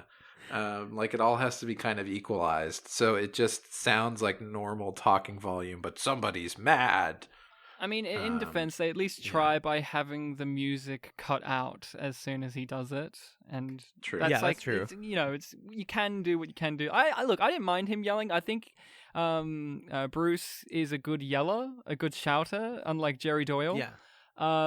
So sorry, Jerry, Fair. but I think he can shout at least. I actually liked his shouting, but I don't know. Do you want to? Again, that scene is bolstered immensely by the great direction, but just a couple more really great emotional beats before we get to there, because that's like right about at the end of the episode. Yeah. This is another one where we're in Garibaldi's quarters, and every time his doorbell rings, I look at my phone every single time. It's when I watch this show, because it's my text tone, the doorbell, but when I watch The Good Place, every time Janet or her children like teleport somewhere, it's the Discord like disconnecting from voice noise, and I'm like, what? Yeah. They use that noise, and I'm like, did they have to license that? Probably. Right. It's this weird thing where just you recognize sounds from shows, but Zach is here to talk to Garibaldi, and I have my problems with the portrayal of Garibaldi's alcoholism throughout the show, and especially last episode. But this conversation with Zach is such a powerful, beautiful performance from two actors who clearly have dealt with people like this, or have been people in this situation. Yeah. I know Jeff Conaway was a big addict, and apparently was at the time as well. So yeah. And it's you can tell that they're past the point where, they can be like, "Oh man, you're having problems, man. Like that stinks. I hope you get that figured out. Like let me know if you need help." And he's just like, "No." He's just so tired of Garibaldi, right? He's just like, "All right, you're not drinking, huh?" And Garibaldi's like, "No, of course I'm not." And he's like, "All right, catch." And he throws him an orange and he drops it. And he's like, "All right, yeah, you weren't ready. That's fine. Here's another one." He drops it. And he's like, no reflexes. Interesting. Were you drinking, Garibaldi? And he's like, "Fuck you." And I don't know. Just every line from this felt like stuff ripped from the people I know who have dealt with like addiction problems, and from like trying to reject that it's a problem. Yeah. I thought the so portrayal was pretty good. I don't know. I mean, I think it can feel kind of like boilerplate at times, but there is something that just works about the fact that he sort of, even when Zach knows, like, okay, this guy's a drunk, I need to tell somebody, like, he should get in trouble, he needs to stop, even though he knows all that, Garibaldi still manipulates him into being like, but just give me some time, buddy. And that feels really real and really sad for their relationship, especially because, again, like this thing that we talked about at the beginning about Zach and authority, he's really having to wrestle with, like, am I the authority figure? Am I the friend? And like being the authority figure is how you be the good friend here. Yeah. So I don't know. At least Zach's side of it, I think, is really powerful. And then Garibaldi's side of it, yeah, it does kind of feel like, I don't know. There's not a lot of depth to it, but it also, I don't know that there needs to be more depth than what's here. Yeah. you know? Yeah, more of the depth comes from Zach. I there. think it's interesting too when you just talked about how Zach and authoritarianism and being authority figure and Garibaldi. You look at this scene and mirror it with Garibaldi talking to Franklin about addiction, and you see that they're two completely different approaches to the same same idea of the conversation, where Garibaldi did flex a bit. He's the chief of security, and I'll have to go around you, and I have to do this, Franklin. But I'm also your friend. While, Zach, he's hesitant to do that. He's, he has that line where it's like, I'm doing this because I'm your friend, and, we've been in the same place, and all of that. And, you even though I don't remember if it's explicitly stated what Zach Allen's past was. We always just hear that he had a rough past, but I don't remember if there's a point where we hear specifically what it was. But even if it isn't specifically stated, you can just feel that dynamic between them. Like, yeah, you said Garibaldi's a bit manipulative at times, and he is. Like, he does sometimes throughout the series flex over Zach that, hey, I gave you a break when you were down and out, kind of thing. But at the same time, they are friends. Like, they are genuine friends. So it's actually, it is heartbreaking. And then well, I think in the moment Garibaldi wants to believe that he can handle it. I don't think that the sort of mind of the alcoholic is like, and now I will engineer this perfect lie. I think there's self-deception that goes on too. Oh, yeah, definitely. I don't mean it like Garibaldi's doing it in a malicious way. It's just, that kind of stuff. Back against the wall. And then, Zach, I don't know how you guys felt about it, but when Zach just put his gun on the table. The gun. Yeah, it's one line over, but I'm still like, I get it. I understand it. Yeah. Yeah, and Garibaldi's like, a bit melodramatic, right? And he's just like, yeah. I don't know. I find that very powerful. I feel so sorry for Zach Allen. He's just like, he's kind of the owned man in space as well. He's just so sad. Yeah. Truly, we are what all what I liked about the gun on the table moment was I was sort of expecting Garibaldi's like being mean to him, and I think we've seen characters like Franklin or something be like, well, fuck you. Like, I guess I'm not going to help you. But Zach putting the gun on the table really, more than anything else, showed me where he's coming from and how much he understands what's going on. Yeah, exactly. And like how he understands, like, okay, this is not personal. He's hurling stuff at me because of how he's feeling about himself. So it's like, let's cut the bullshit here. If you're gonna abuse me, just end it. Like, just do this. And that's why it's so important that Zach found him. Instead, like, we're really throughout the show seeing how different characters deal with Garibaldi's alcoholism. Like when we saw Franklin deal with it, it was a whole different thing. When we saw Lise deal with it last episode, like that was another approach that just didn't work, and Garibaldi manipulated and wormed his way out of it. Right. So yeah, Zach, he gets it, but he's still undone by the fact that he like wants to believe that his friend can just figure it out without getting in trouble. Yeah. It's one of the, testament again to Doyle's performance is you really do sense the weakness when he says like, Zach, I know what you did. Like, I know what you did before you got on here, because that is textbook, like, an addict manipulation tactic. And I don't mean to like again, we're not like trying to say like he's an evil tactician. Again, it's just him being like so afraid to be the bad guy in the scene. He's like, I don't want you to talk down to me. I want you to realize that I'm not the only bad guy here. You've messed up too. It can't just be me, because if it's only me, then I have to take responsibility for it. So actually, I think as somebody who even I've like tried to like help people with problems like this, I constantly run into that fear of like, are they just going to spit it back at me? Like, is that, because that's an argument ender usually. Yeah. And you can tell also that they've had this conversation before. And so the gun on the table this isn't their first time getting mad about this. This is him being like, you're going to do this and you're going to get mad at me. Like, if you want to end it, just end it. Like, don't bullshit me anymore. That's what the gun on the table seems like to me. Yeah. It's a final straw kind of scene, which I think is what makes this so very, very good. I'm telling you though, this is like just one of the more powerful episodes in general. Like scene after scene of all of these great moments. This is where season 5 begins, boys. like 6 episodes from the end. Yeah, or whatever. yeah. This you are on the home stretch from here. It's all amazing from here. Trust me. And yeah, it's upsetting that you had to wait this long, right? For it to get this great. Like, you have your. It felt like an instant, honestly. Yeah. Yeah, partly because of our weird recording schedule, and partly because the stuff that was bad about the beginning of season 5 was actually interesting, whereas like the stuff that's bad about the earlier seasons was less interesting. I mean, so now that's good. It's just like, oh, we're in it. Okay, sure, bring it. I often wonder what season 5 would have been like if it followed through. Now, has anyone told you what they planned for Ivanova in this season? No. If they did, I forget. Oh boy. Byron was supposed to be her storyline, apparently. So just enjoy that image in your brain. So So at least I can thankfully say, hey, there's one aspect positive about Ivanova not being in this season. Yeah.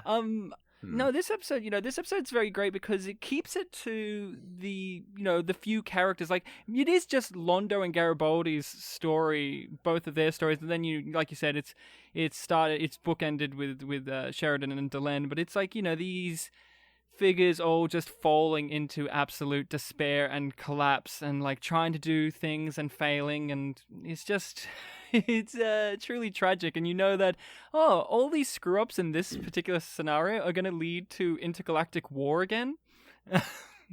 Like even Garibaldi's alcoholism will help lead to galactic war. Yeah, shit. Isn't that terrifying? We just can't have nice things. We just can't have them. No.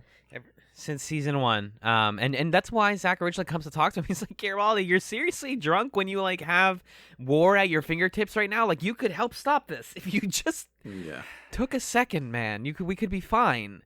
And then we get to watch all this tension come to what it seems like we agree is a bit of a messy delivery from Sheridan, where everyone's yelling in the courtroom, and Zach's like, you know what? All right, everyone, back off, and they're all yelling and yelling. Stop it! Quit it! Stop! Lannia's just like, get away from her, Drazi Ambassador, man. And he's just like, get out of my way, boy! Like, he's just like, get out of here, you little man! Like, the Drazi guy, you small person. Drazi guy is great. And Sheridan's like, guys, that's enough. Guys, I said that's enough. I said that's enough! He doesn't even, it's only 2. He does a really quiet one, and then he does a scream, which was kind of dorky. I think it would be with more the petulant dorky handshake, I think it would be more dorky if it was 3. Like, I think it would be more that's dorky if it was definitely like, and that's enough. That's enough. That's enough! Like, it would be just too much. And then I think it should have just been the 1, honestly. Yeah. Just the one loud one. Yeah, why did you even say the quiet one? That's goofy.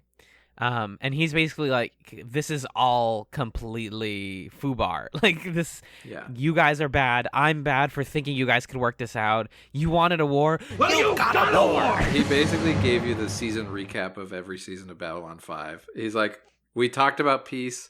You don't want peace.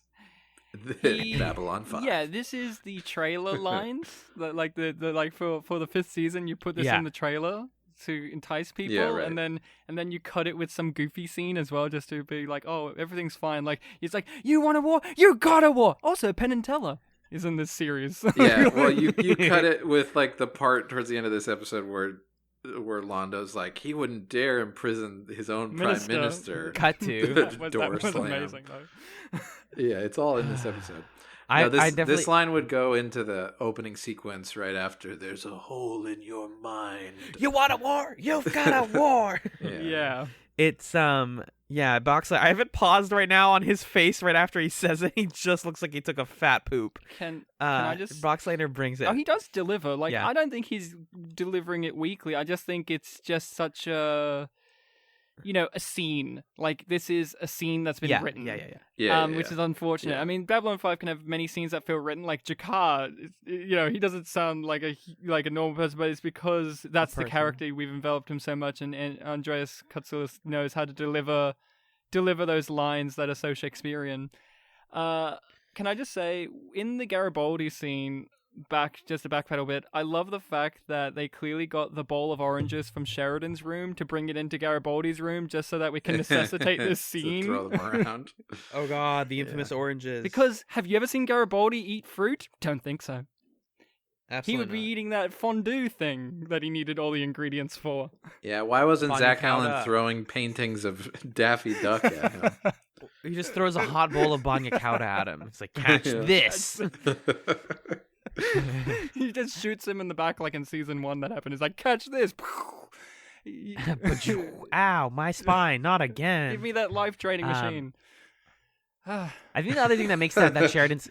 It's like, give me that immortality serum from that one episode. It got destroyed, dang it. Undestroy it, go back in time. Get me the third space teleport. We got to go to the other world. Oh, boy. Just referencing obscure bullshit. Take me to Grey 17, dang it. Yeah, I got it. That's the only place I'll be okay. It's missing. I want my ashes spread there when I die. Yeah.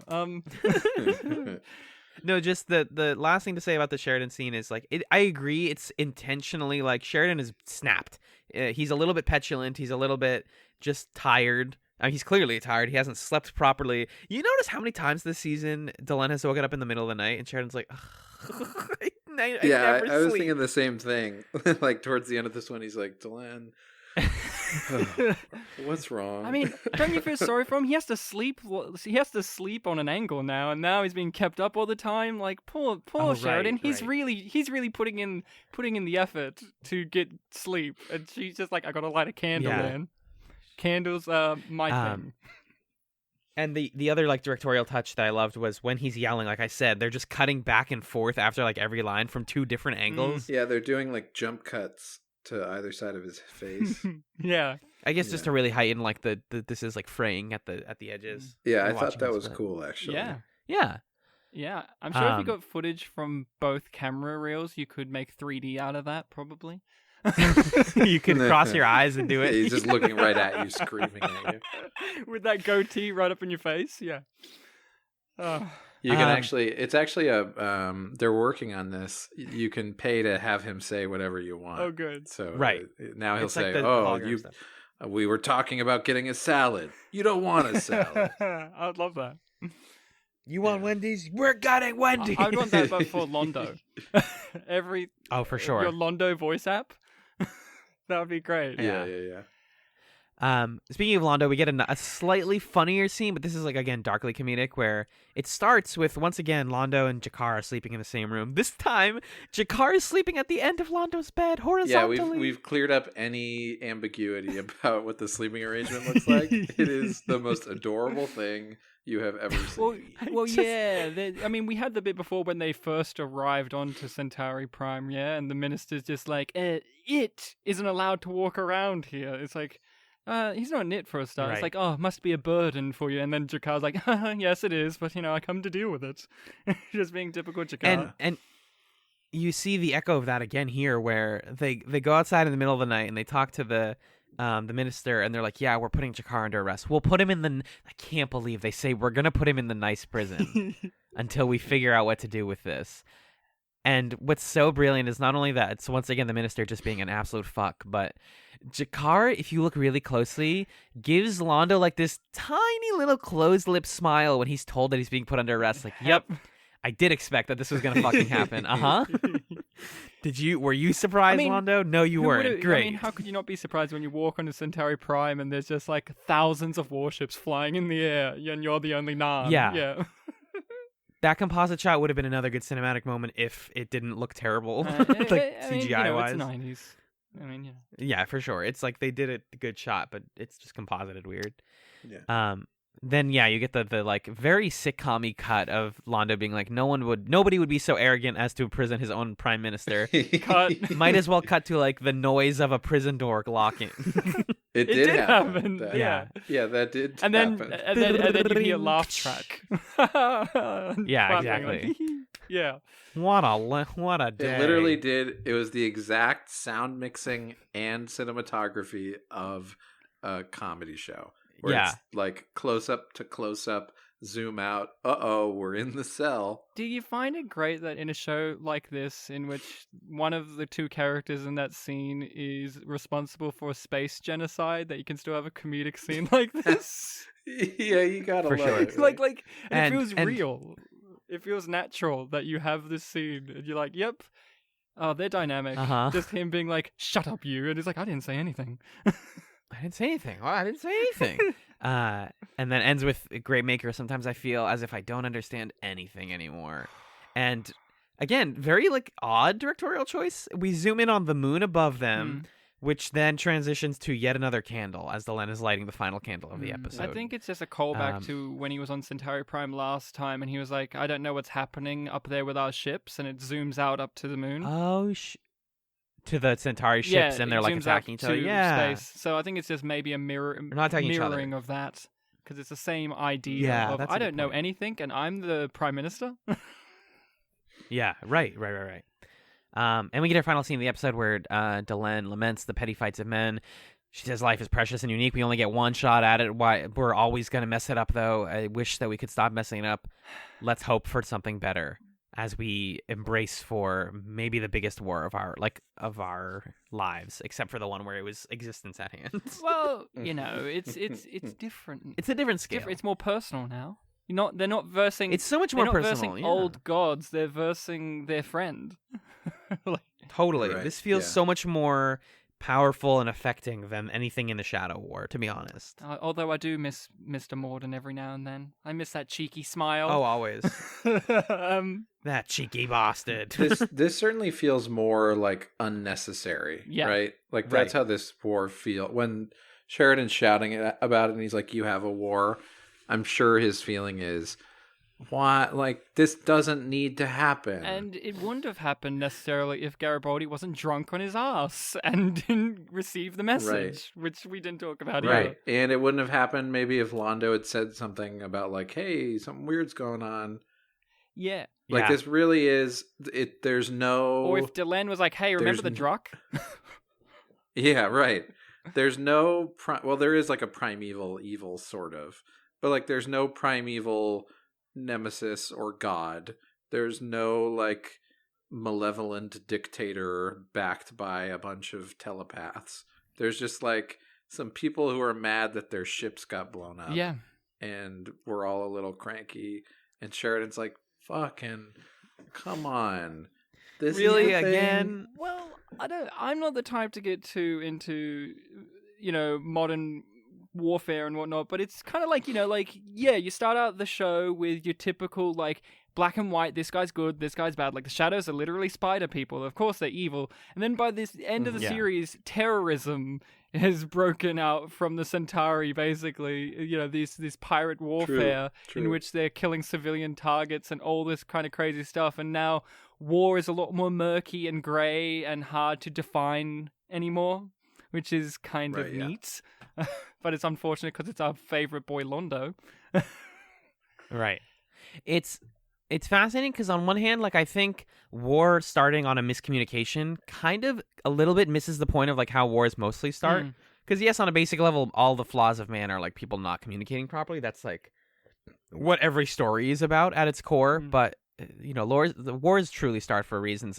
It's more stuff like what Sheridan's talking about, which is like, none of us want this. Very few people except, like, military profiteers actually are like, yeah, we should, like, light up some conflict. It's more just like, if we don't start this, things are going to get worse in a different way. And so we have to use the resources at hand and prove that we can do this by making the first step. Yeah. And it sucks. It does suck. I mean, I find it funny that in the earlier part of this season, you guys are talking about, like, all our characters are pretty much wrapped up except for maybe Garibaldi and Lita. And then you guys had a whole diatribe about, like, and Londo, he's redeemed, he's wrapped up. There's nothing that they can do with him to fuck him over any further. And I'm just like, ooh. You're just cackling in the corner. Because I always think of season 5 as, the season where it's all about Londo, basically. It's like, yep, the Londo season, because everything else is kind of inferior. And it's just like, Londo, let's give him some more stuff. Like, when you're in the Byron days, and then you have a whole episode of Londo having a heart attack, and you're like, oh, yeah, this is great.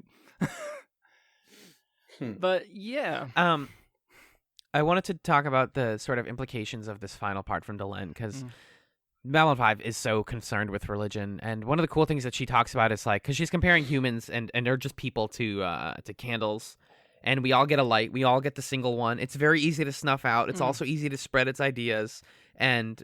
well, in our time on Earth, we convince ourselves that our light is somehow better than other people's. But we're wrong. We know it's not, and there's a part of us that knows it's not, and the best people in us can hear that voice and work with it, and the worst of us ignore that voice. There is a spirituality there that I think is really important, and it's important not only for like understanding Minbari religion and where Delen's coming from, but like where I hope that Sheridan and Delen are gonna tackle this conflict. It's like none of us matter. Like none of us. Yes, conflict is bad and we want to stop it, but the way we stop that is accepting that there shouldn't be a winner here. Yeah. People need to learn to say sorry, basically. Yeah. Yeah. Because we don't get a second chance at this, like, and then Delenn acknowledges, like, yep, a lot of candles gonna go out tonight, guys. Yeah. Well, and the thing that strikes me about that scene is when she talks about how we're all just when you paraphrase it, it sounds dumb, but it's like we're all just molecules, man. Molecules don't know politics. I mean, she literally did the Carl Sagan, like, we're all space dust in a previous in season. season 2. So like, right. she said that she's done that kind of thing. But yeah, you can see on Sheridan's face that he is just reeling inside about all of this is totally pointless.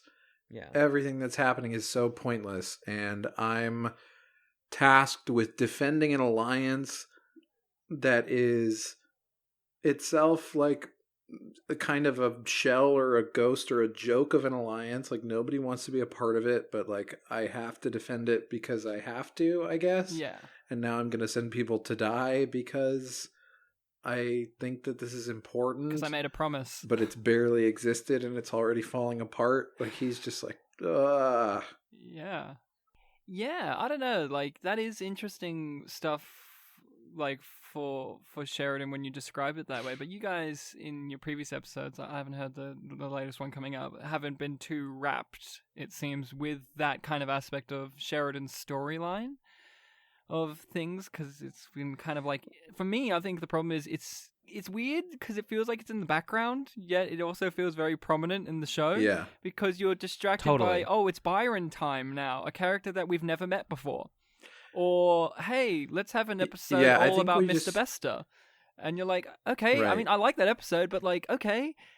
You're like, why can't we focus on our main lot of characters more so? Like, I sent you an email being like, why can't we have Lita actually be more important to the plot than just in the background? And it's just like weird choices in season 5. Even like in this episode, I like this episode, but it's like, I don't know. I don't care for Sheridan at all in season 5. If anything, I just forget anything. And so when you guys describe these intricate things, I'm just like, yeah, I guess. Like, it sounds neat. I guess he's doing that. I guess it sounds neat right, when you guys describe it in your podcast, but it's like, when you actually watch it, it's kind of like barely existent.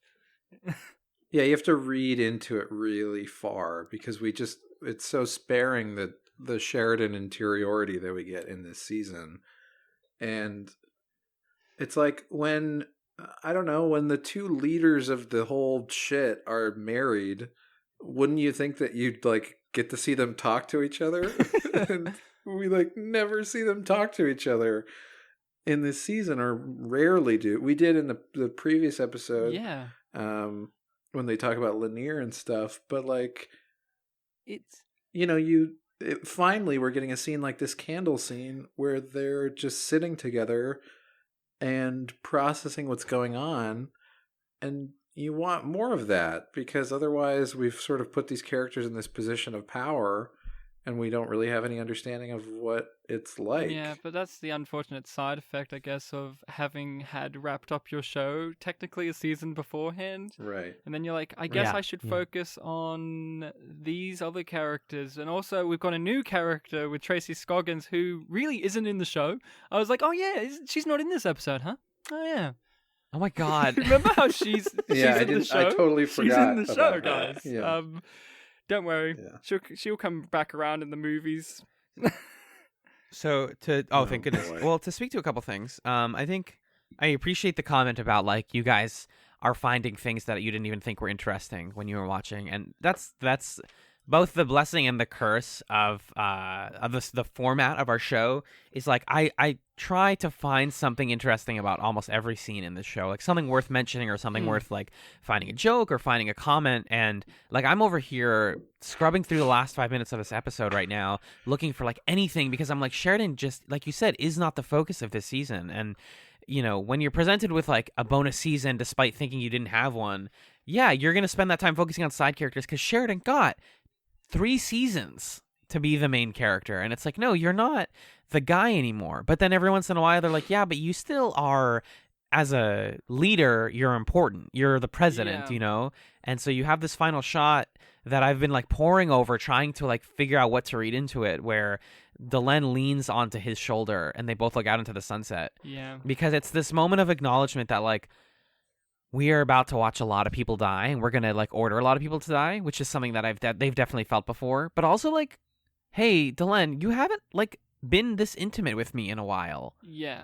Like it's True. this very like, Yeah. I was almost like struck back by like, oh my God, they haven't like had a cuddle moment or like a tender moment in this fashion since like last season, at the end of last season, And I remember you guys in the early days of their relationship were just getting annoyed at the fact that they haven't gotten together. And then now we're at that point where it's like, oh, they got together now and it's boring. Like it's that unfortunate thing of they're not doing anything now that they're actually together. But at the same time, you don't want them to cause manufactured drama like, oh, Tracy Scoggins is my ex-wife, because that's incredibly dumb and boring and trite. That's not good drama. But then you want the show, you just go, hey, Babylon 5, could you just be the Londo show? And they're like, we can't though, we can't, because he's too weird of a character to make just the central character.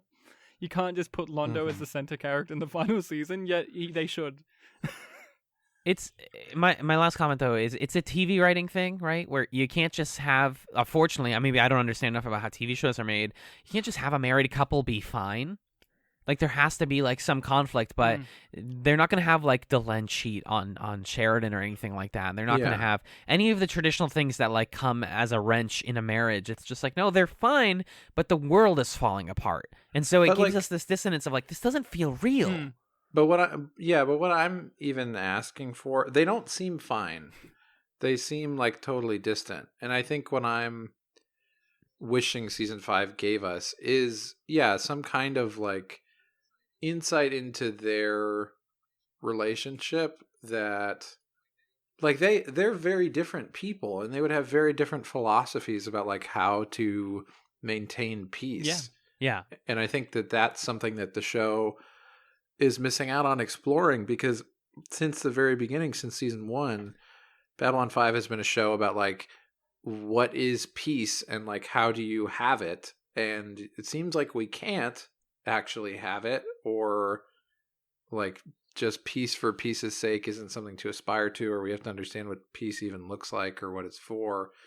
And season 5 is the season where we can really kind of directly grapple with and answer those things, and it's just not happening because we're not spending time with Delenn and Sheridan, who are the two characters who are best positioned to like think about it. I mean, I think we're getting Jakar and Londo give us some things to think about, with Jakar's sort of like I don't know, post-racial utopia or whatever his idea of a great life is, and Londo trying to be a reformed imperialist who still is kind of an imperialist. Yeah.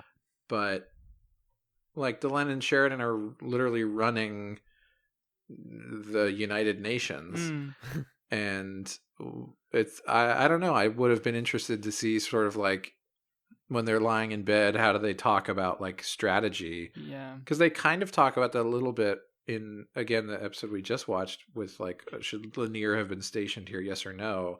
But that had a element of like, well, this is a cheesy thing because it's like her secret boyfriend, you know?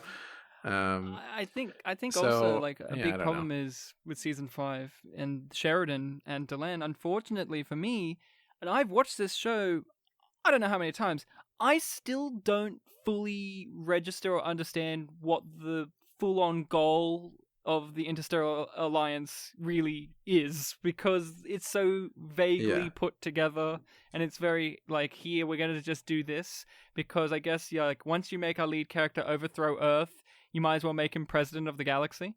And like I still don't understand, like when we first start off in Babylon 5, we understand the mission statement of B5 as a station and how each character fits into that, but in this Interstellar Alliance I never fully grapple the whole picture of how they work as an institution.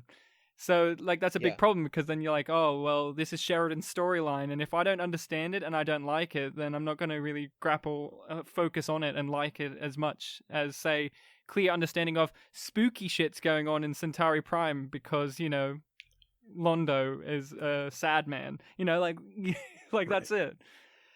But yeah, that's an unfortunate side effect of that happening. But then, like we said, this episode's a particularly great one because we're getting back to that political, thrilling drama that is Babylon 5, that is Londo Mollari and Jakar and all these players having to basically break apart from one another. I mean, it's the title of the episode. You're watching a bunch of people's dreams be torn asunder. Like you're watching the Alliance fail. I always come back to deconstruction and people being like, "Yeah, they tried that, didn't work very well," and you're like, "Yeah, here's why. It's because a bunch of people were ignorant and didn't ask the right questions at the right time and they had to follow through on those promises." Yeah.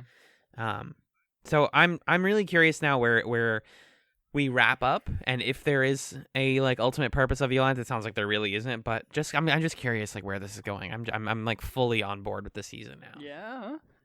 Yeah, now it's getting good. It's cooking. Mm-hmm. It's cooking with full gas. Magellan, can you do me a quick favor, my friend? Sure thing, my friend. Can you tell me what we are watching next week on Chatzylon 5?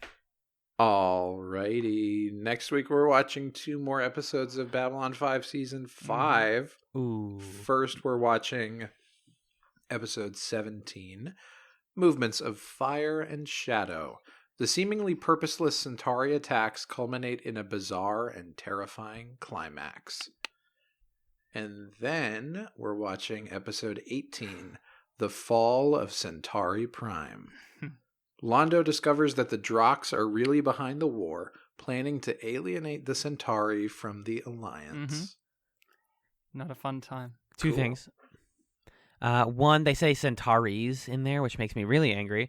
And two, Ryan, I did believe you did actually send an email that was like, "Hey guys, don't read the episode descriptions anymore." They're a little bit too information-y for what I would say. But yeah, like once you read a title called The Fall of Centauri Prime, you could just end the description there. Yeah, it's like, okay, I gotcha. was about to. Yeah. We actually we're cooking with guests now, and we're gonna have a guest on for that episode actually. Very exciting. For the Fall Centauri Prime, if Ooh, all it's a works out. killer. So, yep, I'm excited to keep cranking along. But before we get there, I want to take it to the plug zone, if that's okay with both of you. I'll allow Let's it. do it. Thank you. If you would like to contact the show, send us emails, comments, feedback, send those over to chatspod@gmail.com. That's CHATZPOD@gmail.com. Check out @ChatsPod on Twitter, where I'm regularly posting jokes and comments about the episode. And if you have any questions, you can send them there as well. If you are more of the talkative type and you aren't able to schedule a guest appearance, feel free to send us voicemail comments. Keep them as MP3 files and under 2 minutes if possible, and just email those right over to us however you get them. We'd love to play some voicemails if people want to put their words into sounds. Also consider rating us on iTunes. That's how people hear about the show. And finally, if you would like to support us financially, do consider checking out patreon.com/chatspod, where we're putting out bonus content pretty much every week at this point. We're in full gear Metal Gear this season with bonus content. Metal Gear Solid. We're in full Metal Gear. We have different tiers at $1, $3, and $5 a month. So at $5 a month, you get all of our shows. You get pilot chats every other week, where we watch a TV pilot recommended often by the listeners, sometimes by Ryan. We did Duckman actually as part of your recommendation, and we have a lot more in a big old list right now. So we watch a pilot, we talk about it. Which I suggested a while back. We did, yeah. I was curious of how you would feel about JMS in a different era of television. The dude still doesn't put a lot of people in color in his shows. I'm just kidding. No. I mean, this show. Oh boy, Babylon 5. Only one person of color spoke to another person of color. That's it. No other ones. Like Franklin's dad, he wasn't. No he other wasn't ones in the show. ever. Oh my gosh, I don't like that this has become a bit. No, Baby daddy like we're gonna cancel our own bit before we get canceled. We have nights where we just actually put out a really great nights episode last week, which people should listen to, talking about the Nick Hotel amongst many other things. And then once a month, if you do just $1 a month, you can get commentary chats, and that's where we watch movies that are also recommended by people. So, yeah, Check out the bonus content. It's fun. And while we still have you here, I want to say thank you again to Ryan from Spit and Polish Presents for being with us. Thank you. You're always a pleasure. And Ryan, do you have a chatsome for this week for the kids? For the children out there. Yeah, I finished Gather around, everybody. around, children. I recently finished rereading Catch-22. I would recommend reading it. I read it again because the new miniseries came out. And I would recommend not watching the miniseries because it sucks, unfortunately. Unfortunately, it's one of those shows that focuses on the wrong aspects of the stories. Like you go, oh, okay, for an anti-war show, you're focusing on the fact that he's a bomber pilot a lot. Like 70% of that show is him dropping bombs, which is weird because that's like 2% of the book. So you just go, oh, okay. But I recommend reading Catch-22. It's a fun time. For the most part, it can be pretty tragic, but it's a well-written book. I love the characters. It's one of my favorites. One of those few books that in high school they're like, "Hey, read a book and write about it." That I actually enjoy. Yeah. And actually, I'm glad that it was actually on the curriculum at all. Unlike other books that they made me read. I would recommend giving it a read over, or even if you're not a big reader, maybe even watch the original movie. The movie's pretty good, actually. That's star-studded. It's got everyone in it. It's got a young, sexy Alan Arkin, if that turns you on. So, yeah, that's my big chatsome. I've just been delving into the Catch-22 world and just loving it. It's very, very funny and miserable at the same time. Fabulous. Magellan, my dear friend, do you have a chatsome Yes, this sir. week? I have a double chatsome. Is that okay, buddy? Double dose me, baby. Double dosing. I have 2 albums that I'd love to recommend to people. By groups that I don't know if I've chatsomed in some way or another before, but perhaps I have. The first is an album by Electric Guest. By the way, one of the guys in Electric Guest is a brother of one of the guys in The Lonely Island, and their music is very different. Really? But Electric Guest is sort of fun. Alan, how would you describe it? Kind of like it's like pop, electric-y. Yeah. Yeah. Little dream poppy, but yeah, Yeah. electro pop is how I would describe it. Yeah. They put out an album called Kin about a week ago. So I would strongly recommend listening to all of Kin. The single Dollar is the first song on there, and that's a really, really fun one. And then my current favorite artist, Rex Orange County, he put out an album, I think, the 25th, which is the day before we're recording this. He put out an album called Pony, and it's lovely, and you should check it out. I love pretty much everything that guy does, so that's what I recommend. Yeah. For Electric Guest, I feel like you recommended me them way back in the day with like 2013, and I was like, yeah, they're kind of cool. I get it, and Asa Tacone, that's cute. And then Kin, I listened to a lot on the way to and during our last trip hangout together in New York. So it's kind of like I've come to associate it with that trip, but I love everything on Kin, especially Dollar, and especially More, which is one of my favorite pop songs of this year, honestly. I like 24/7. That's my favorite. 24/7 is very catchy, yes. And then Rex Orange County, yeah. If you want to just like be sad, I'm a big fan of like sad boy pop music or sad boy, whatever this type of music is, where they like enunciate really well. That's so okay. Yeah, so my roommate and I kind of like go back and forth of like, okay, well, you like songs that have this in it, whatever. And it's helped me crystallize what I like in music.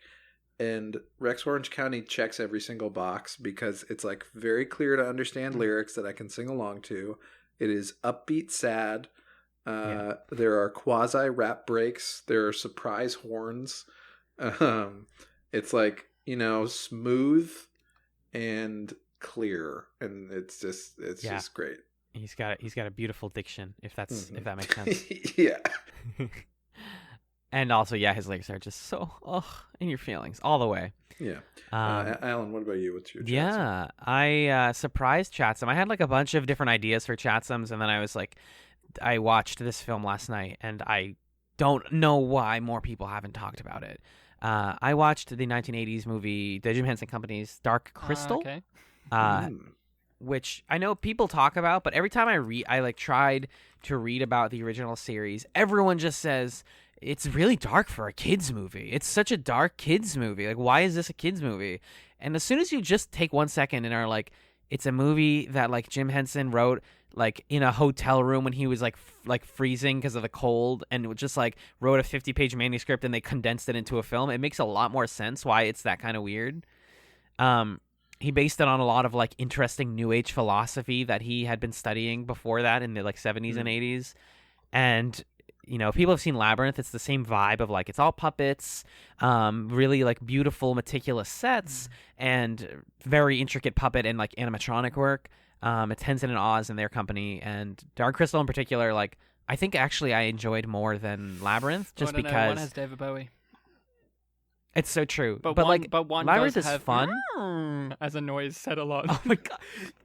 I now, the person I watch that with, every time I do that, they like, no, we have like, that's our moment. It's like, yep, we're joking about the same thing because it's too funny.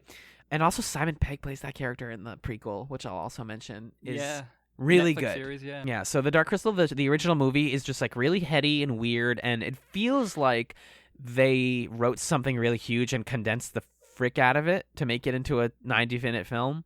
And then they got this prequel show that they got on Netflix. It's 10 episodes. This was what inspired me to watch the movie, was because I saw a tweet from someone that said, and this is for all the Chats listeners who are still listening to this part of the episode, they reuse sets from Farscape for this show, y'all. Yeah. They literally put covering of him. They totally it's honestly the like easy elevator pitch for the show is like, what if Game of Thrones but with puppets? Like, it's got factions, it's got family drama, it's got all that, but the movie is like very straightforward and like thoughtful, and the symbolism is really good, and it's like deeply sad as well. It's about the end of the world and people like trying to prevent the last minutes of existence. But it's also these like cute puppets. Some of them are so and like cute. bird people. The Skeksis. For sure. Some of them are not cute, they're sexy. No. The sexy Skeksis. Oh my god, the one that gets naked. The Chamberlain. That one. Yeah. Oh, I love him. Chamberlain's fantastic. Yeah. But the little bit I've watched of the show Dark Crystal Age of Resistance, also fantastic. More puppets, please. 2019, we're bringing back puppets. Oh yeah. Puppet Revolution.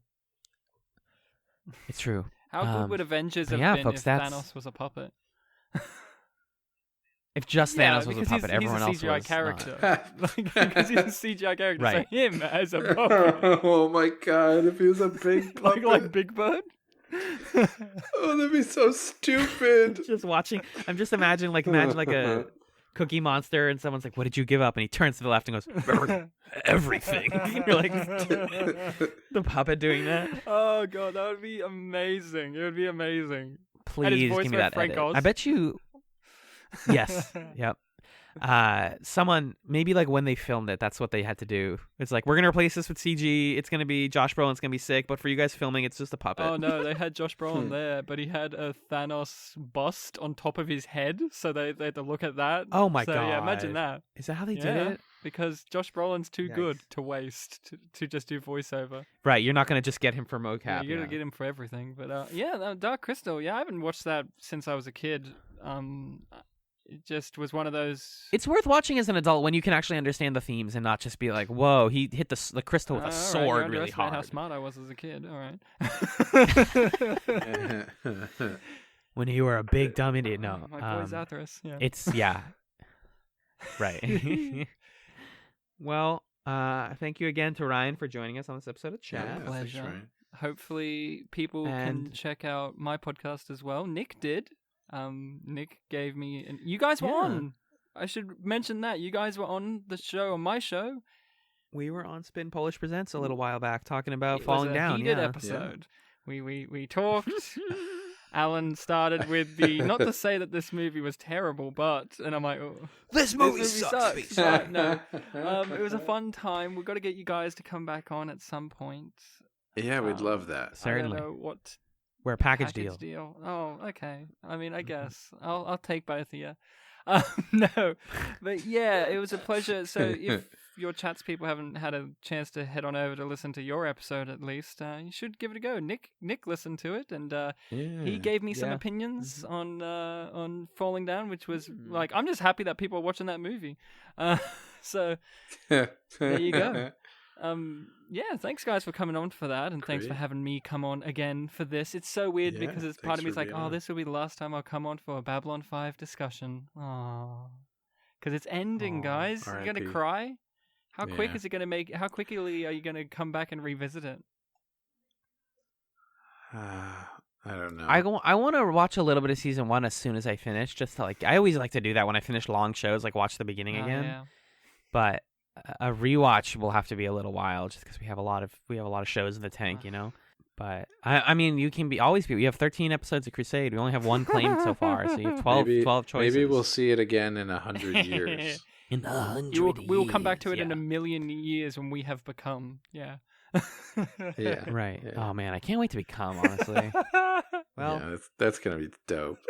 Also, thank you, Magellan. I gotta say, my co-pilot, my hero, my savior, my love of my life. Oh, Habibi. And also, thank you, dear listener, for listening to this episode of Chatzylon 5. Peace.